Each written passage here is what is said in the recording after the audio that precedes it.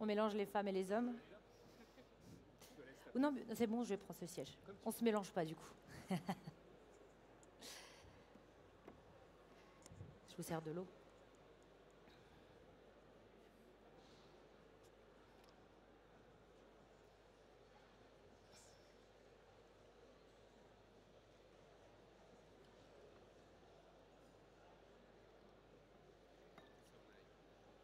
T'as dit quoi? Ah, pardon.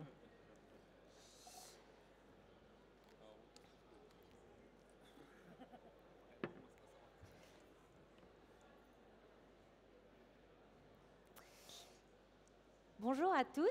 Merci beaucoup d'être parmi nous aujourd'hui. Il s'agit de la troisième table ronde d'une série de tables rondes que nous avons commencé aujourd'hui. Merci beaucoup au CIRA et au Collectif Café de nous avoir invités à organiser ces tables rondes. La thématique était de décrire l'avenir du café en général, du café de spécialité. On a tout d'abord parlé du café de spécialité dans la manière de le produire et les challenges pour que demain nous puissions en avoir toujours à déguster. Ensuite, on a parlé de la qualité du café de spécialité dans tout son voyage. Et aujourd'hui, nous allons faire un focus sur la consommation du café de spécialité et l'avenir par rapport à cette consommation. J'aimerais commencer par déjà définir ce qu'est le café de spécialité. On est au cœur du CIRA et peut-être que certains d'entre vous ne connaissaient pas encore le terme de café de spécialité. Donc c'est vraiment ce grain sans défaut qui est délicieux et qui a beaucoup d'histoires à nous raconter. Un grain qui va raconter des histoires de producteurs, qui va raconter des histoires de terroirs et nous offrir des profils aromatiques uniques. C'est un travail qui représente aussi plusieurs mains de professionnels, du producteur à l'importateur, au torréfacteur, au barista et aux professionnels de la gastronomie. Et c'est bien ce qu'on va chercher aujourd'hui à définir la manière dont on consomme le café grâce à ces différents acteurs. Aujourd'hui, autour de cette table, je suis ravie d'avoir avec moi des amis, des professionnels qui représentent ces acteurs. Tout d'abord, en amont, on a la torréfaction avec Christian Dupérier, qui représente la maison Chouka, une maison qui a été créée il y a quelques années et qui offre du café de spécialité et du bean to bar. C'est l'équivalent du café de spécialité pour le chocolat, auprès de 4 boutiques. Donc toi, tu as un modèle vraiment torréfacteur, boutique, atelier.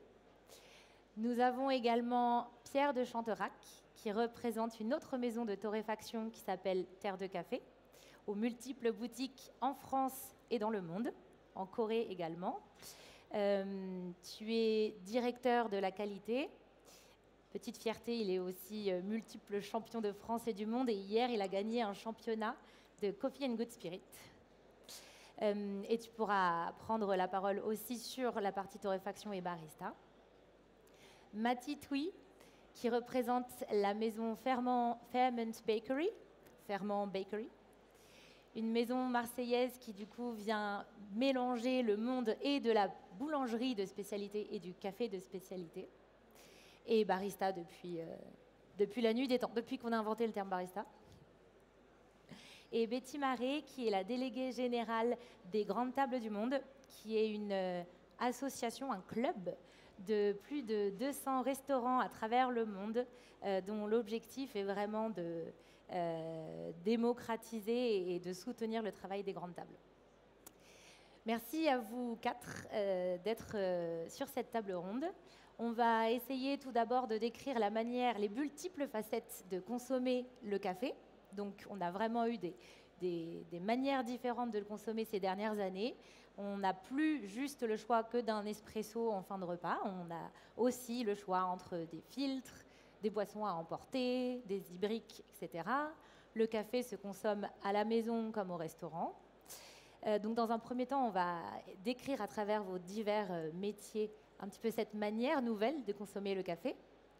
Ensuite, on va profiter du fait d'être au CIRA pour faire vraiment un focus sur votre travail avec la gastronomie et quels sont les liens existants et peut-être à créer pour que le café se retrouve encore plus sur nos jolies tables. Et pour enfin terminer sur un focus innovation et quelles sera, d'après vous, les tendances de dégustation du café de demain. Je vais commencer par poser une question à Christian Duperrier. Christian, toi qui as choisi de représenter et le café de spécialité et le bean to bar, comment est-ce que tu vois l'association des deux? Est-ce que les deux sont présentés chez toi de la même manière? Et étant donné que tu aimes le présenter par ce que tu appelles la simplicité, qu'est-ce que tu ressens, qu'est-ce que tu veux offrir comme expérience à tes clients de café et de chocolat? Dans ce que tu as évoqué autour du café de spécialité, il y a un point qui me semble essentiel et qui nous a toujours animés dans ce qu'on faisait, c'est la partie terroir. Effectivement, les deux produits sont des produits de terroir, mais ne sont pas connus ou reconnus comme des produits de terroir aujourd'hui en France, très clairement. Le café de spécialité, déjà, ne vient pas de France, hein, c'est quand même une tendance anglo-saxonne. Le cacao travaillé tel qu'on le fait en bean to bar ne vient pas de France, c'est une tendance anglo-saxonne aussi. Donc on n'a pas cette culture. Là, je reprends un mot de Christophe Seravel derrière, sur le côté culture café qui me semble essentiel. Et nous, c'est ça qui nous a animés quand on l'a fait. Aujourd'hui, on est sur des marchés majoritairement café comme chocolat, qui sont industriels. Alors l'industrie, c'est pas là pour dire c'est bien ou c'est pas bien, l'artisan est mieux ou moins bien. Moi, c'est pas du tout mon propos.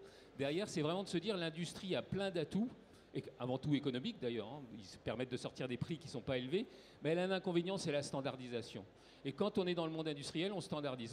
Donc on n'est pas capable de gérer la diversité. Pourquoi aujourd'hui, dans le chocolat ou dans le café, on n'est pas capable de sortir quel type d'arbre a permis de produire cette fève, quel type d'arbre a permis de produire tel type de café? C'est parce qu'on ne sait pas gérer ce genre de choses. Et nous, ce qu'on a voulu faire à l'intérieur de notre boutique, entre autres au départ, puisqu'on est à l'origine à Chamonix, c'est de pouvoir montrer ça. Et quand tu dis comment on a voulu l'exprimer auprès de nos clients, c'est justement de mettre au même endroit, on avait cette force d'avoir un beau local à Chamonix de 380 mètres carrés, qui nous permettait non seulement de commencer par la fabrication, donc on donne la possibilité à tous les clients qui rentrent à l'intérieur de notre boutique de venir voir comment on fait du chocolat en bean to bar. Donc ils voient comment on enlève l'écorce de cacao autour du gruet, ils voient comment on le broie, ils voient comment on le transforme et jusqu'au comment on peut faire le moulage. De même, pour le café, alors la production de café est un peu plus simple, il n'y a pour nous que cette phase de torréfaction, mais on peut voir la torréfaction. Par contre, dans le café, on peut voir aussi toute l'extraction. Donc on a d'abord, dans un premier temps, toute la partie fabrication. On a la partie extraction dans laquelle on a un coffee shop classique, tel qu'on peut le connaître, qu'on peut voir, qui permet aux gens, dans leur expérience, pour reprendre l'expression, de découvrir ce qu'on fait, comment on le fait. Et puis surtout, on a aussi, parce que nous, on a créé cette entreprise avec ma femme, on avait cette culture commerçante, on a aussi notre côté boutique. Et on veut que l'ensemble puisse être géré de façon complètement équilibrée. C'est pas avant tout un coffee shop et un peu une boutique avec 2-3 produits qui se baladent, c'est une belle boutique qui fait plus de 100 mètres carrés, c'est un coffee shop dans lequel on peut s'installer pour boire, et c'est une zone de fabrication dans laquelle on peut voir l'ensemble. Et dans nos 4 boutiques, ce concept, on veut vraiment le retrouver pour quand on parle d'expérience, elle soit vraiment totale. Si on veut vendre nos produits très clairement, et on reste quand même des gens dans le business, hein, on est là pour vendre des produits, pour moi, ma volonté, c'est que les gens comprennent ce qu'on fait. C'est-à-dire qu'ils comprennent que, par exemple, dans une tablette de chocolat, quand elle vient de Tanzanie, ce qui fait la force, l'originalité de cette tablette, c'est bien sûr une partie de ce qu'on fait, mais beaucoup la qualité de la fève de cacao. L'arôme qu'ils vont trouver à l'intérieur, l'arôme de fruits rouges, qui est très spécifique de cette fève de Tanzanie, qui vient de la coopérative Cocoa Camili, c'est vraiment ça qui fait la force de la tablette, et ce n'est pas notre travail derrière. C'est pour ça d'ailleurs que, pour comparer par rapport à d'autres chocolatiers, on a toujours décidé de jamais mettre nos noms de chocolatiers sur nos tablettes. Ce n'est pas la tablette de chocolat du Perrier, c'est bien la tablette de Tanzanie, 70% de la coopérative Cocoa Camili, et avec une majorité de criollo dedans et de néo-national. Voilà qui doit faire la différence, et c'est ça qu'on doit exprimer auprès de nos clients, quoi, en fait.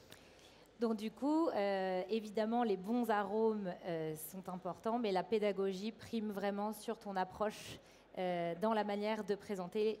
C'est un ensemble, en fait. Tout ça est aussi important. Ce qu'on comprend du café, ce qu'on ressent. Les odeurs sont essentielles.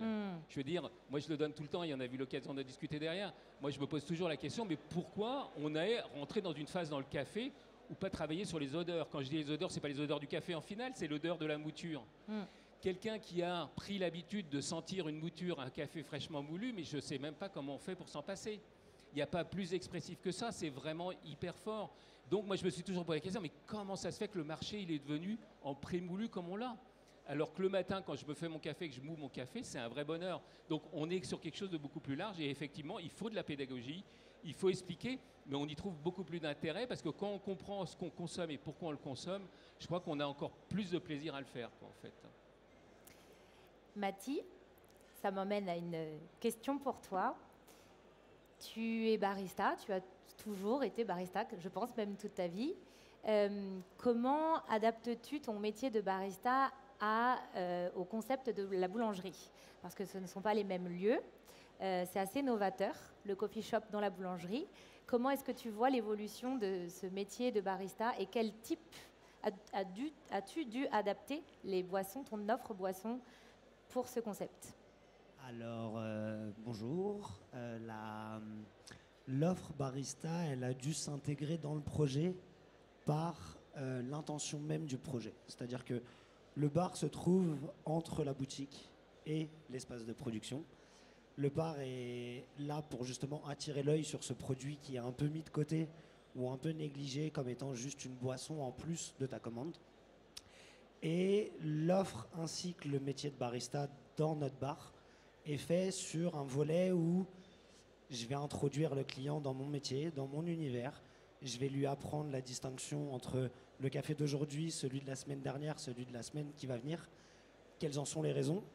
Pourquoi j'ai choisi... Parce que tu changes toutes les semaines? Exactement. Ok. Donc on a décidé de faire une boulangerie bio avec des farines paysannes, un savoir-faire français mais profond, dans lequel on va intégrer des profils professionnels très engagés, très passionnants. L'idée, c'est de leur laisser leur place, d'aller au bout de leurs intentions, d'aller au bout de leur démarche sur la sélection, le réglage, la commercialisation de nos produits, et de mettre en avant ce relationnel un peu plus accessible avec nos clients qui passent chez nous, parce que aujourd'hui, on est confronté à une affluence de boulangerie, pas une affluence de coffee shop. On va avoir beaucoup de passages. Dans ces passages-là, il n'y a pas que des gens qui connaissent le café de spécialité. L'approche, le menu est basé sur ces échanges. Qu'est-ce qui est compris, qu'est-ce qui n'est pas compris, qu'est-ce qui plaît, qu'est-ce qui ne plaît pas, pourquoi. On a un café filtre qui a changé 6 fois de nom depuis le début. Il est passé de café filtre machine à batch brew, à filtre manuel, filtre automatique, café grand-mère, parce qu'on est quand même dans une boulangerie. Et toutes ces appellations-là, elles amènent le dialogue, elles amènent vers l'explication de qui est le torréfacteur en amont, d'où vient le grain.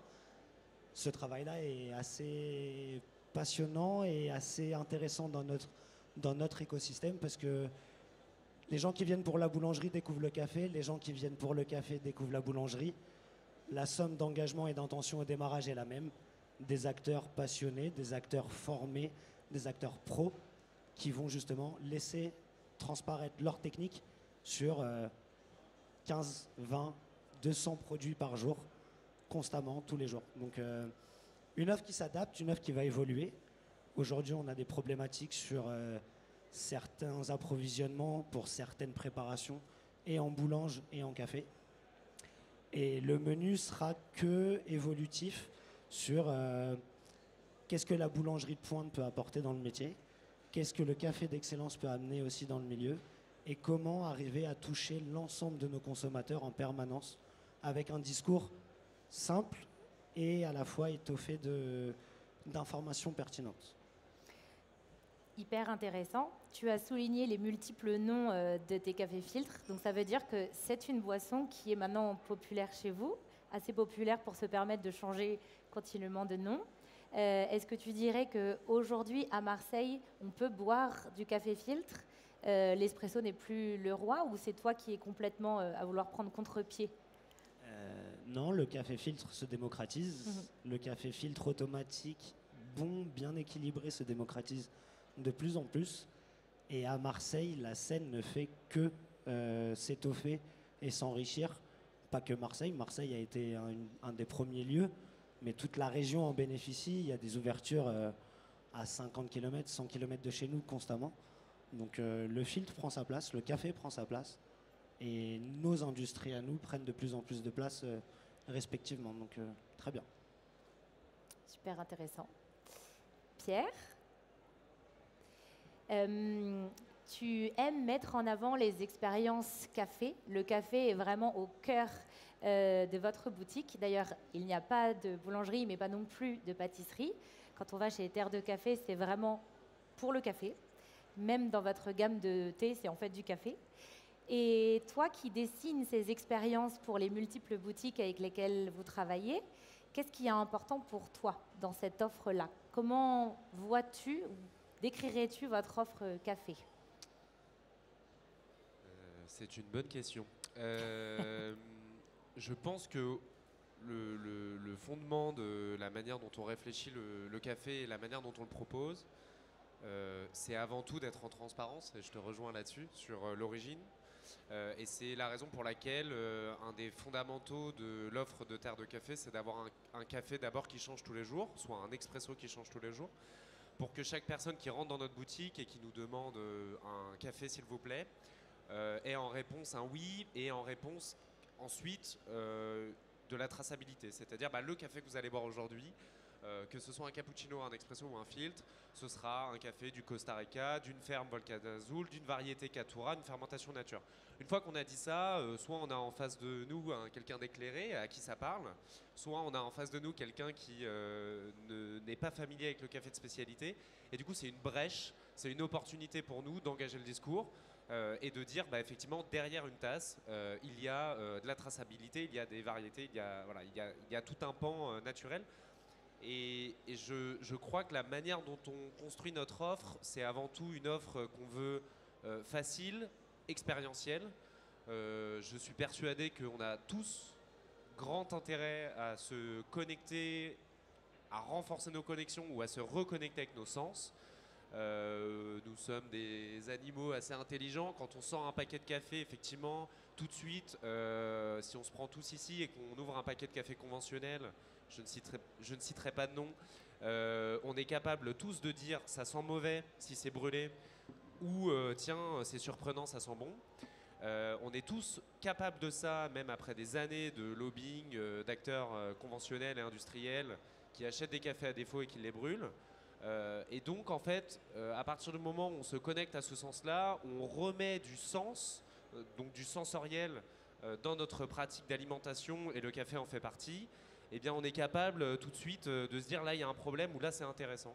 Et donc, moi, en tant que directeur qualité à Terre de Café, mais en tant que barista, en tant qu'acteur de la filière, en tant que compétiteur, puisque j'ai été en compétition ces derniers jours, mon métier, c'est de donner à voir l'envers du décor, et bien sûr de soutenir un envers du décor plutôt vertueux et positif, donc avec des beaux cafés de spécialité, bien produits, durables, qui récompensent une chaîne de valeur qui est juste.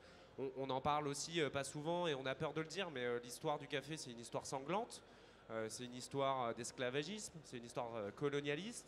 Donc les enjeux aujourd'hui aussi du café de spécialité, c'est de déconstruire tout ça, de remettre du sens dans la chaîne de valeur, dans la chaîne d'approvisionnement, et tout ça, ça passe par acheter des beaux cafés. Et quand on a des beaux cafés, naturellement on les torréfie moins, naturellement on n'a pas besoin de les brûler, naturellement c'est meilleur sensoriellement. Et donc les sens, nos sens et le sens avec un grand S sont liés. Voilà, donc notre approche, c'est de mettre de la pédagogie au quotidien, des goûts qui évoluent au quotidien pour raconter la complexité du café de manière simple. Et voilà, et mettre un peu de transparence. Et à la fin, et je sais que c'est un sujet qui tient beaucoup à Betty, à la fin c'est une question de se faire plaisir, et en se faisant plaisir, on accède et on récompense tout un système qui est beaucoup plus juste. Voilà un peu toute notre offre. C'est un peu complexe, mais en gros l'idée c'est ça, c'est voilà. On prône la diversité, on essaie de la raconter avec simplicité malgré tout. Merci beaucoup. Betty, comme tu peux le voir, le monde du café de spécialité est un monde de passionnés.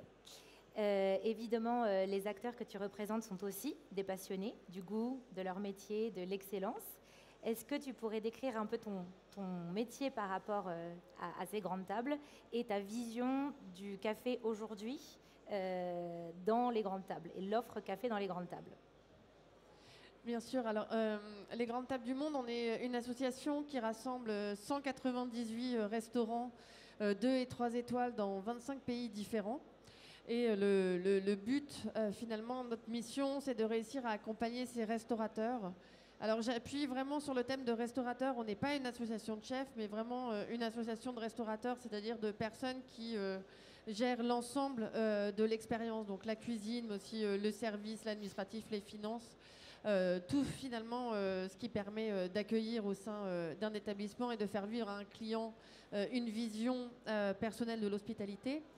Et notre travail est vraiment de venir les accompagner dans toutes les questions que le restaurateur peut se poser aujourd'hui sur comment rester, donc dans notre cas un grand niveau d'excellence, comment continuer à étonner, proposer et faire plaisir, voilà, comme tu disais aussi aux clients, comment aller plus loin dans leur métier, comment réfléchir différemment le management, le service, le sourcing, comment se développer, continuer à créer, continuer à réfléchir et à se remettre en question.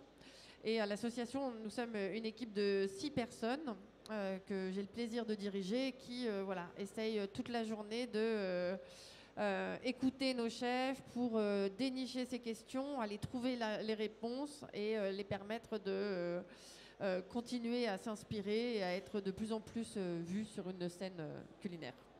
Voilà. Et le café aujourd'hui, on a une grande évolution de la place du liquide dans l'expérience du restaurant. Toutes ces dernières années, on s'est vraiment focalisé sur la question de l'assiette. Je pense qu'on a vu voilà, tout l'envolée des chefs, l'envolée des producteurs aussi. On a énormément parlé de sourcing, de circuits courts, pour tout ce qui pouvait être à la fourchette et dans l'assiette. Et aujourd'hui, la question du verre est vraiment prépondérante. Si on prend la position du sommelier, je pense que c'est un des métiers qui a le plus évolué dans l'hospitalité ces dernières années.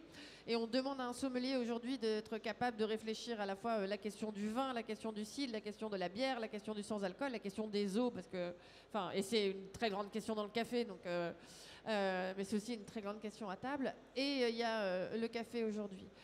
Et à mon sens, c'est une question primordiale parce qu'aujourd'hui, dans beaucoup de restaurants, grande table ou table tout court, quoi qu'il en soit, le café est complètement sorti de l'expérience. C'est-à-dire qu'on on profite d'un repas à table, on prend le menu, ça se termine et on prend un café avec peut-être moins pour la plupart des clients, justement, la notion de plaisir ou la notion de découverte en termes d'arômes et autres, mais plus voilà, le café pour digérer à la fin du repas ou cette habitude que l'on prend. Et aujourd'hui, il nous semble indispensable de pouvoir travailler auprès de nos restaurateurs, auprès des équipes de salle, pour faire en sorte que la réflexion qui se pose autour du café soit complètement intégrée finalement à la réflexion goût, expérience et fil rouge de l'ensemble de l'offre de la table.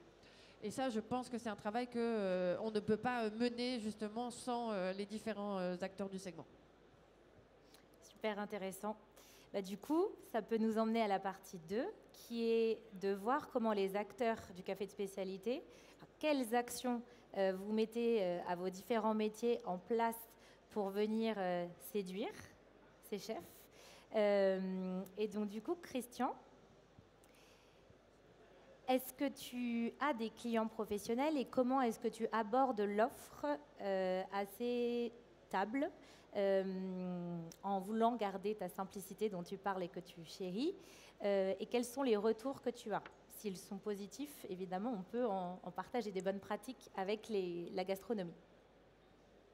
Oui, alors comme je l'ai dit tout à l'heure, en fait, nous, on a un travail au premier lieu qui s'est fait dans le cadre de la boutique, mais effectivement, on a développé auprès des professionnels, mais avec la même logique qu'auprès de nos clients tous les jours, c'est-à-dire cette notion, je pense, d'amener les professionnels à être acteurs de ce qu'ils ont envie de faire. Et dans le café, c'est un peu le paradoxe. Alors, chocolat, c'est un peu plus compliqué parce que nous, on ne travaille pas du tout des chocolats qui sont faits pour les professionnels. Pourquoi? Parce qu'ils n'ont pas la fluidité, parce qu'on a fait des choix de panettes de lécithine, etc.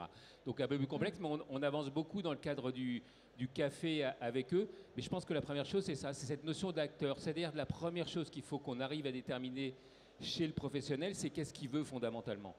Très souvent, là, ça m'arrive encore aujourd'hui, on a un petit stand là, au stand de 2, mais il y a une personne, elle attaque par le prix, quoi. Et j'ai dit, bon, c'est gentil, merci. Et c'est pas parce qu'on va être beaucoup plus cher, c'est juste que s'il attaque par le prix, très clairement, moi je vous l'ai dit tout à l'heure, on a un torréfacteur, il fait 12 kilos, on en a un autre de 25. On ne va pas se mettre en comparaison à un torréfacteur de 800 kilos. C'est juste pas possible. Mais un torréfacteur de 800 kilos, quand il doit gérer la production d'Andrés Guaga, qui est un Colombien qui fait 1 tonne par an, il ne sait pas faire. Voilà. Donc la première chose derrière, c'est se poser cette question. Donc qu'est-ce que j'ai envie de proposer à mon client en termes de café? Très souvent, si on regarde dans la majorité de ce qui se passe, les professionnels ont choisi la praticité. D'ailleurs, dans le plus grand public aussi, hein, on a privilégié la praticité très souvent au goût ou au minimum à la diversité. On aime le café parce qu'on choisit une couleur, mais pas un café. Voilà, on choisit des choses. On veut appuyer sur un bouton, pas que ça nous embête. C'est souvent les discours qu'on a avec nos clients, hein, ce qui est là encore un peu paradoxal. Et quand je parlais de culture, c'est tout à fait l'exemple. Dans le vin, on n'a pas du tout ces réactions. Dans le vin, on n'est pas dans la praticité. Personne n'imagine quand on invite du monde qu'on va aller se mettre sur une machine, appuyer sur un bouton et sortir son verre de vin. Personne n'imaginerait ça. On veut une bouteille, on veut l'étiquette, on veut regarder, on veut sentir le vin, on veut le voir, on veut le vivre ce vin, on veut savoir par qui il était fait, avec quel type de cépage, etc. Dans le café, pas du tout. Et là, c'est là où il faut qu'on amène nos clients en disant bah, ça t'intéresse peut-être de proposer à tes consommateurs, à tes clients, en fin de repas, quelque chose d'un petit peu différent, pour reprendre l'expérience, qu'un café brûlé. Est-ce que tu as envie de te poser la question de ton extraction? Quel type d'extraction je propose? On parlait du café filtre tout de suite, du café expresso. Est-ce que peut-être il y a du sens à leur proposer autre chose? Dans le café filtre, par exemple, dans les hôtels, pour les petits-déj, comment tu veux proposer comme ton produit? Moi, je ne sais pas comment vous réagissez sur les cafés filtres des hôtels. J'ai beaucoup de mal. Je ne fais pas ça par snobisme. Hein. Objectivement, j'ai du mal. Ce n'est pas le genre de café que j'ai envie d'avoir. Donc moi, aujourd'hui, j'arrive avec mon AeroPress, j'ai voulu mon café, je fais mon AeroPress, je demande de l'eau chaude, je sors mon AeroPress et je fais mon café. Peut-être que ça les vexe un peu, mais c'est la réalité et on essaie comme ça. Donc on les amène le plus possible sur ce côté-là. Et quand on a essayé de comprendre et qu'on a vu à peu près où ils voulaient aller, si on est capable de se retrouver à peu près sur le même chemin, eh ben on va commencer à parler un peu plus derrière, quitte à les accompagner dans ce qu'on connaît, avec toute la modestie de ce qu'on connaît. On n'est pas là pour leur apprendre tout, on est juste là pour les accompagner dans ce qu'ils ont envie de faire. Voilà. Et c'est surtout ça qu'on veut essayer de faire, c'est prendre les gens, les développer, amener, partager le maximum de choses pour qu'ils deviennent, une nouvelle fois, acteurs de ce qu'ils font, quoi, en fait. Hein. Je pense que la vraie philosophie, elle est derrière, quoi. Et Betty, tu l'as dit tout à l'heure, le sommelier a un renouveau aussi dans ses missions. Ce n'est pas uniquement le vin ou les spiritueux, mais le liquide en général. Alors, je voulais poser la question à Mathis, je faisais juste le lien, pardon. Aujourd'hui, l'équivalent du sommelier dans le café serait le barista.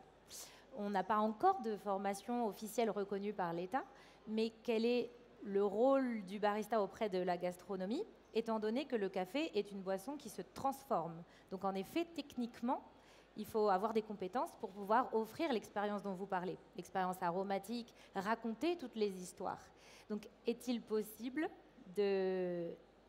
d'emmener toutes ces histoires et cette formation dans la gastronomie? Faut-il être barista pour servir du café dans un restaurant? Je pense que le métier de barista, il a été trop sur la partie mécanique, pas assez sur la partie pédagogique. Un barista, c'est une personne qui, s'il prend son poste dans sa globalité, va devoir changer de casquette tous les jours. La technique, la propreté, le stock, la sélection, pour qui, pourquoi, sous quel volume. À travers tous ces choix, nos baristas chez nous, on leur laisse l'entière liberté. Cette liberté, elle a un coût, mais elle a aussi une attente.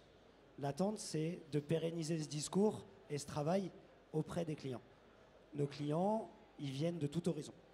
Une boulangerie, à l'inverse d'un coffee shop ou d'un établissement plus petit, plus ciblé en termes de référence, va drainer du matin au soir tout type de profil, tout type d'âge, tout type de motif. L'idée, c'est de leur faire comprendre que la vision qu'on a du café, elle est engagée. Elle engage que nous parce qu'elle nous plaît. Mais notre engagement, on vous le partage.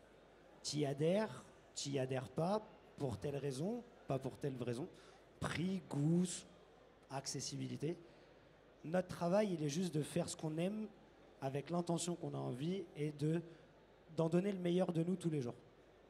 Je plais à tout le monde, je plais à personne, je vais plaire à 200 clients et pas à un.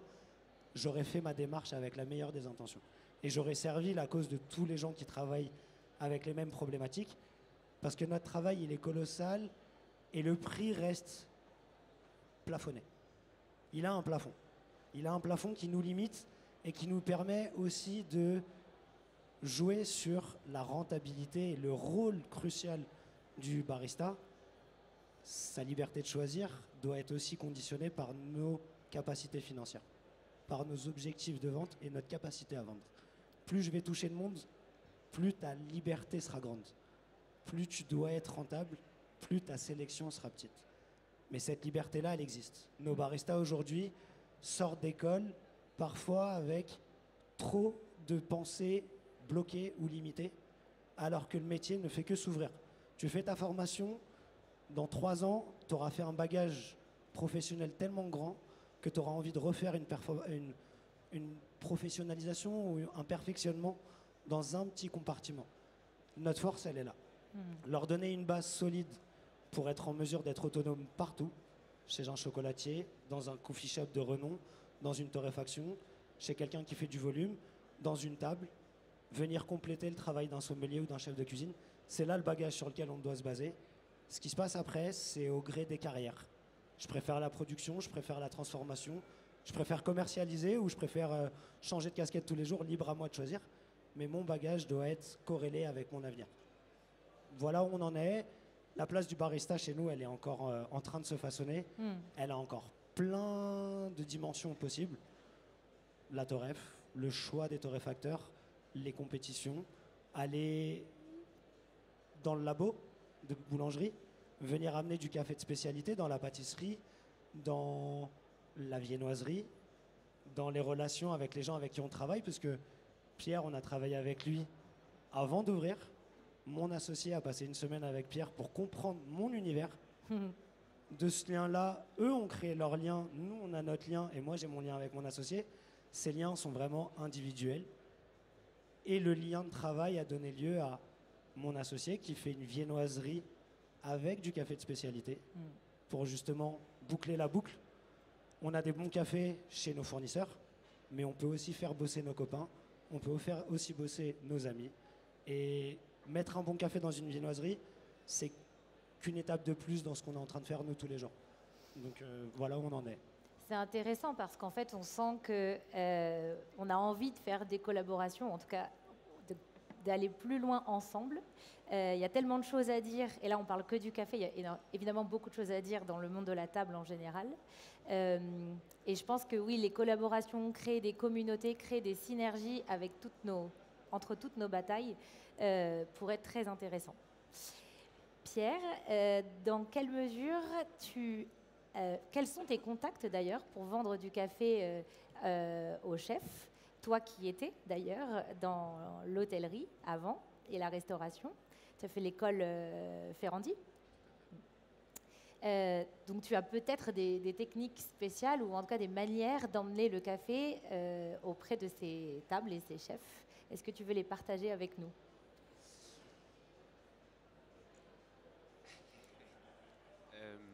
C'est intéressant. Alors, moi, j'aimerais dire juste une chose. Déjà, je pense qu'un coffee shop, c'est un... En fait, on va dans un lieu pour la meilleure... Si on veut la meilleure expérience, on va dans un lieu dédié. Le coffee shop est, à mon sens, le lieu d'expérience, de prédilection pour le meilleur café du monde. Il est évident que le personnel y est formé, que les équipements y sont de pointe, que nos moulins valent 4 000 €, etc. C'est normal, on fait que du café, donc on est spécialisé. Pour autant, je fais des formations.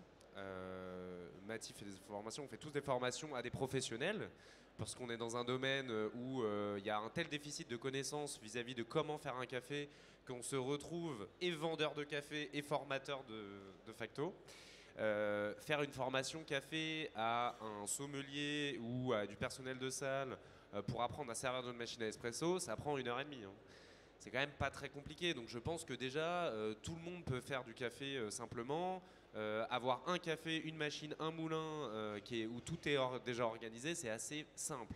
Donc Je pense que déjà la démocratisation dans les grandes tables ou les beaux établissements, elle doit passer par là. Et aujourd'hui, c'est pas une contrainte d'acheter une machine à café, un joli café, et de bien le faire. Nous, on forme des pros tout le temps pour le faire, qui le font très bien. Donc tous ceux qui ne sautent pas le pas parce que ils travaillent avec un fournisseur qui leur vend et les jus et les boissons et qui leur prête la machine parce que c'est plus sympa et qui leur vendent un café industriel.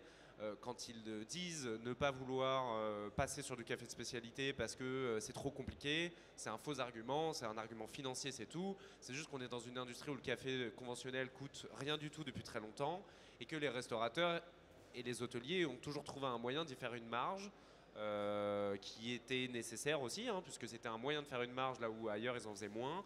Mais en réalité, on peut aussi faire des marges avec du café de spécialité, mais c'est un engagement. Mais c'est toujours une question d'engagement, ça dépend des choix qu'on fait. Donc aujourd'hui, en tant que client, on est capable de récuser cet argument. Si vous allez dans un établissement et qu'il n'y a pas un bon café, pour moi c'est une faute, et il faut le dire, et il faut le démontrer. Nous, on a des grandes tables aujourd'hui qui nous appellent parce que des clients ont laissé des avis en disant tout ce que vous avez fait était génial, de la moquette à la lumière, tout était sourcé, par contre le café était terrible, donc c'est un scandale. Voilà. Donc aujourd'hui, je pense qu'on peut porter ce discours haut et fort parce qu'avoir un bon café, c'est pas compliqué.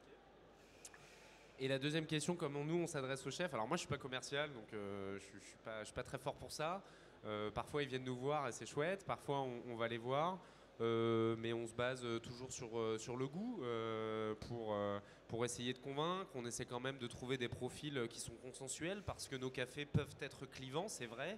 On a des cafés qui sont acidulés, qui sont fruités, qui sont floraux, donc c'est pas forcément la meilleure porte d'entrée.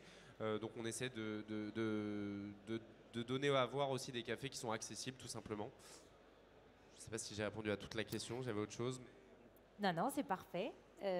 D'ailleurs, ça va emmener la suite logique à toi, Betty.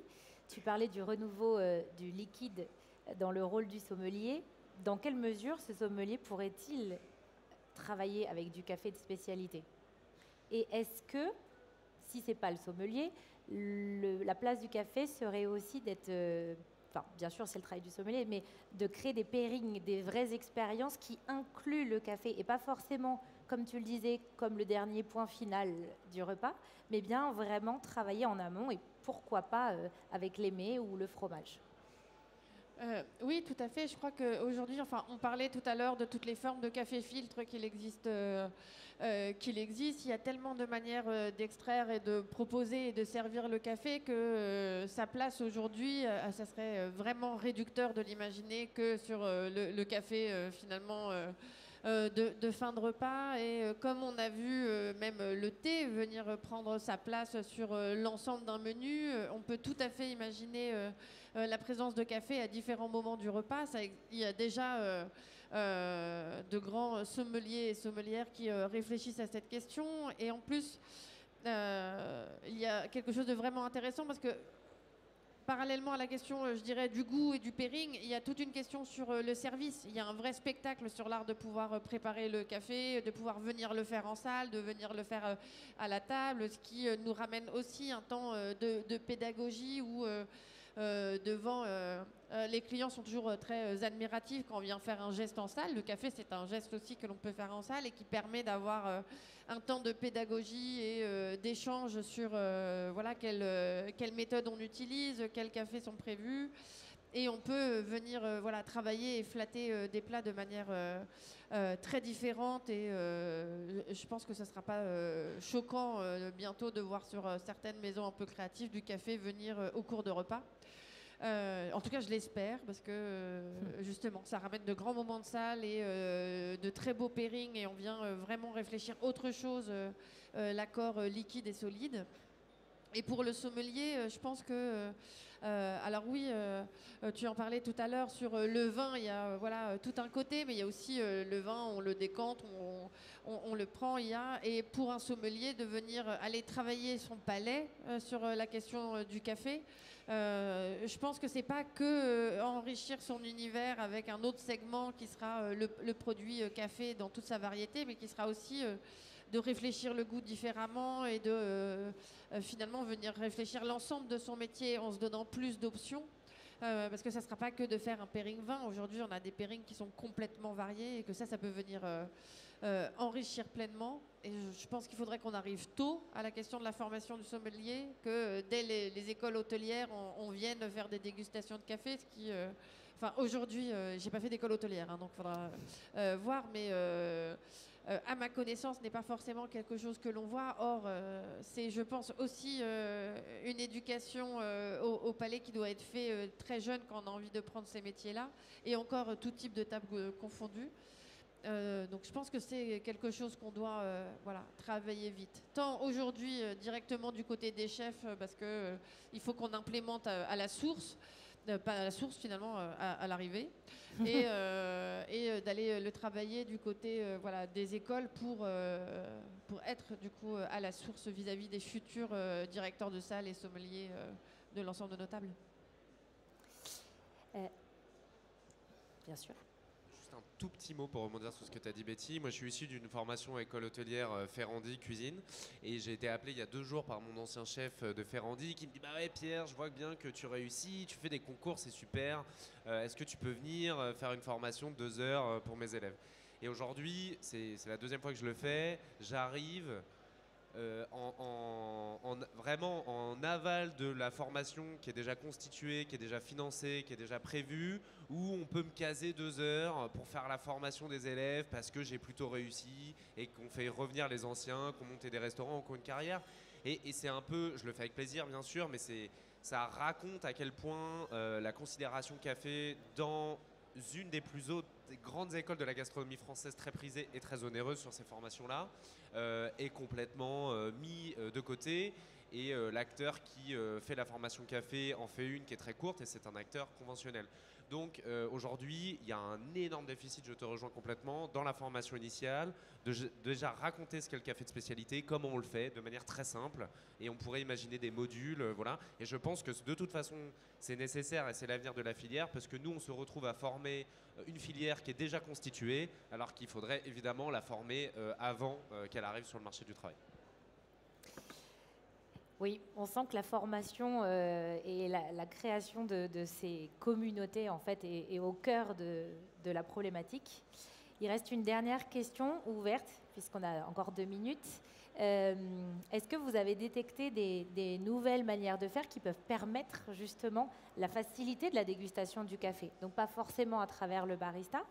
Je cite l'exemple des thés en bouteille qu'on peut retrouver aussi, qui sont utilisés pour du pairing. Pour le coup, il est déjà extrait, il est déjà bien extrait.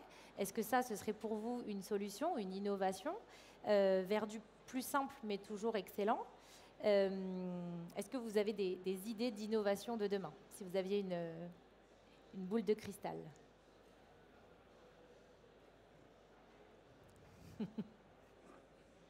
Moi, je pense qu'il n'y a pas de palliatif à la connaissance. Il faut comprendre, et si on comprend, on est capable de faire les choses soi-même. Donc, moi, je pense que l'avenir de cette sécurité de qualité, c'est de partager de l'information. C'est ce qu'on fait. C'est de la partager le plus possible à nos différentes échelles, à nos différents segments de marché, mais aux particuliers aussi, parce que je pense que c'est les particuliers qui ont la capacité de changer les choses en étant exigeants. Diffuser l'information, être exigeant, voilà. Moi je pense que c'est le meilleur moyen de changer. Il n'y a pas de palliatif, mais si on comprend, en fait, c'est assez simple de faire les choses, quoi. Je veux dire, faire un bon café, c'est pas compliqué quand on sait qu'il faut un bon café, une bonne eau, à peu près respecter 2-3 règles. Je pense que la clé, c'est la connaissance. En complément de ce que tu viens de dire, Pierre, moi je crois qu'il y a vraiment ce côté-là, effectivement, ce partage d'informations, comment j'échange, comment je le fait de prendre confiance aussi dans ce qu'on fait, et d'avoir cette conscience et cette vision beaucoup plus large en fait au niveau du café que celle qui est juste consiste, je reviens à ce que je disais tout à l'heure, appuyer sur un bouton, quoi, en fait. Tu parlais des relations aux producteurs et c'est essentiel. On peut aller pour se rassurer dans la relation avec les producteurs sur le label Fairtrade. Pourquoi pas? Effectivement, c'est bien, ça fait du bien. Mais j'ai toujours réfléchir que cette notion de label Fairtrade, c'est dominant-dominé. Je te donne de l'argent pour te faire plaisir, en fait. Et donc, du coup, j'ai cette relation. Et quand on est dans le café de spécialité, on inverse un peu tout ça. On peut changer parce qu'on commence à comprendre pourquoi la personne en face, elle a fait comme ça. D'où ça vient? Qu'est-ce que c'est? On crée, on l'a dit, de la valeur. Et quand on crée cette valeur, globalement, elle peut se retrouver à différentes échelles. Et c'est beaucoup plus pérenne. Parce que la personne qui est en face, elle va comprendre que quand elle va planter du geisha chez elle, et que ce geisha, il sera capable de lui permettre de vendre son prix au kilo, quasiment en doublant le prix de son kilo, il va commencer à gagner raisonnablement sa vie. C'est pas parce qu'on lui aura fait plaisir, c'est juste parce qu'il aura bien fait son travail, parce qu'il aura bien fait un certain nombre de choses. Et c'est ça qui va aussi amener les gens, pas forcément en cherchant de l'innovation sur la façon de faire, mais à juste s'interroger sur la façon dont on le fait, pourquoi on le fait, et qu'est-ce qu'on trouve comme plaisir à le faire, en fait, hein, tout bêtement, quoi, en fait. Merci beaucoup. Je pense que je dois rendre le micro, mais si vous voulez, vous pouvez rester avec nous. On vous a préparé du café. D'ailleurs, Mathie nous a amené de jolies pâtisseries de chez Ferment. Et donc, on pourra échanger un peu plus et que tu puisses poser ta question. Merci beaucoup à vous 4 d'avoir participé. Je pense que vous l'aurez compris, on est tous très motivés pour porter haut et fort les belles couleurs du café. Et merci beaucoup d'avoir assisté, écouté, et au collectif Café encore une fois, au CIRA. Merci à vous tous.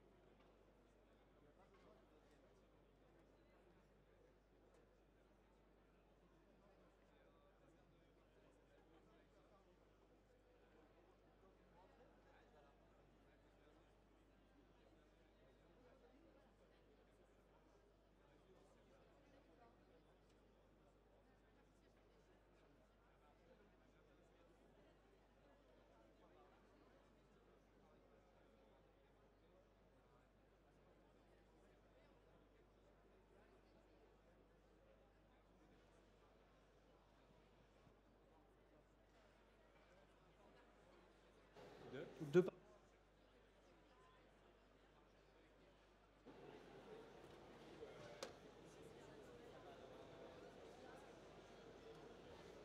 Et toi, tu as calé sur 45 minutes, c'est ça?